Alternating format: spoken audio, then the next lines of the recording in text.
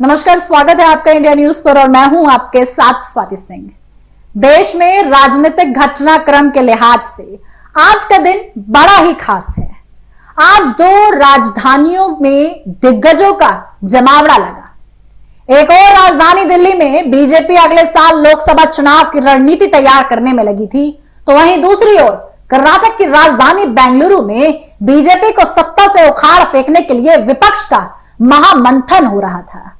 विपक्ष की बैठक में महागठबंधन को इंडिया नाम दिया गया। अब आप सोच रहे होंगे इंडिया क्या है और इंडिया नाम क्यों दिया गया, देश में ही देश का नाम क्यों दिया गया। चलिए इस इंडिया नाम का भी आपको एक्सप्लेनेशन देंगे। आखिरकार बैठक में क्या हुआ, क्या बातें हुई, बैठक तो खत्म हो गई लेकिन क्या क्या चर्चाएं बैठक के अंदर हुई, वो तमाम जानकारी आप तक पहुंचाएंगे। आज 26 दलों ने मिलकर एनडीए से मुकाबले का प्लान तैयार किया। एनडीए की बड़ी बैठक दिल्ली के अशोक होटल में हुई। अगले वर्ष होने वाले लोकसभा चुनाव में बीजेपी तीसरी बार सत्ता पर काबिज होने का दावा कर रही है, तो लगातार 2 बार से मात खा रही विपक्ष इस बार करो या मरो के मूड में नजर आ रही है। विपक्ष को एड़ी चोटी का जोर लगाते देखकर बीजेपी ने भी अपने गठबंधन दलों का कुनबा बढ़ाने पर गंभीरता से कदम बढ़ा दिया है। दोनों खेमों के बीच अपनी अपनी ताकत बढ़ाने की पुरजोर कोशिश का ही यह नतीजा है कि आज विपक्ष जहां बेंगलुरु में नजर आया, पटना मीटिंग से आगे का खाका खींचने के लिए जुटे हुए विपक्ष को देखने लायक था, तो बीजेपी देश की राजधानी दिल्ली में 38 दलों के साथ अपने बढ़ते कुनबे का प्रदर्शन कर रही थी। पटना में विपक्षी एकजुटता की कवायद में हुई पहली बैठक के बाद बीजेपी ने एनसीपी के 2 फाड़ करके बड़ा झटका दिया था। बीजेपी विरोधी एकता के लिए विपक्ष के दूसरे सम्मेलन में लगभग 26 दलों के नेता बेंगलुरु में थे। सभी दलों ने उम्मीद जताई कि मंगलवार को बैठक में लोकसभा चुनाव के लिए राष्ट्रीय स्तर पर गठबंधन का खाका तैयार हो जाएगा। हालांकि गठबंधन की कवायद एक सतत प्रक्रिया है जिसमें तरह तरह के मुद्दे मिल बैठकर सुलझाए जाते हैं। राज्य स्तर पर गठबंधन के साथियों के बीच सीटों की साझेदारी का फॉर्मूला हो या नए गठबंधन का न्यूनतम साझा कार्यक्रम तैयार करना हो, सभी गंभीर और संवेदनशील मुद्दों पर गठबंधन दलों के बीच एक राय बनाने में भारी मशक्कत करनी हुई। इससे भी बड़ा लक्ष्य राज्य दर राज्य गठबंधन को साफ तौर पर आकार देकर और मतदाताओं के मन में मोदी सरकार के खिलाफ तगड़ा नैरेटिव बैठाकर करना हो।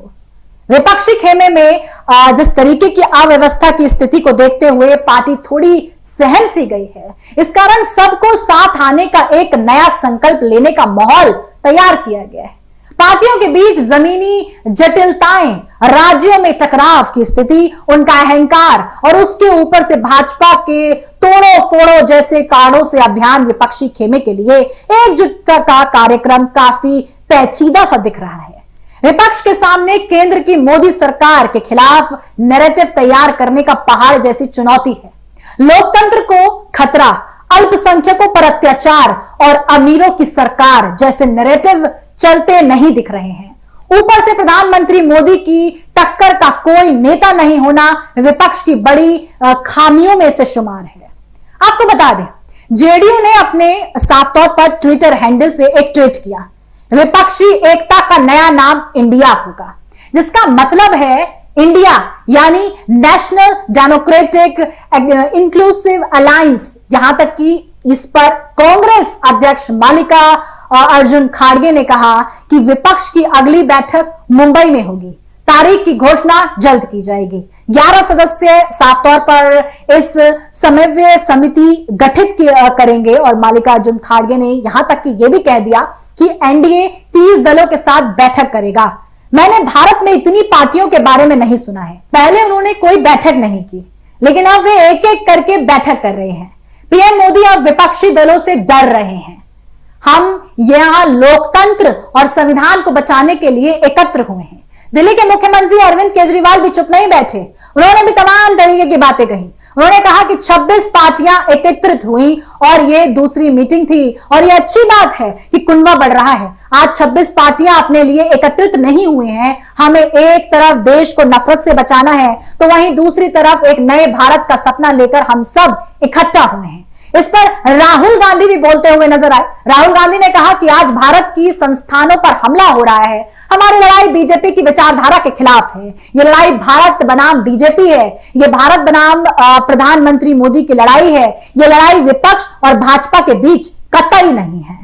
देश की आवाज को कुचल कर जा रहे ये लड़ाई देश के लिए, इसलिए इंडियन नेशनल डेवलपमेंट साफ तौर पर जिस तरीके से इंक्लूसिव अलायंस के नाम को इसमें चुना गया है, ये एनडीए और इंडिया की लड़ाई है।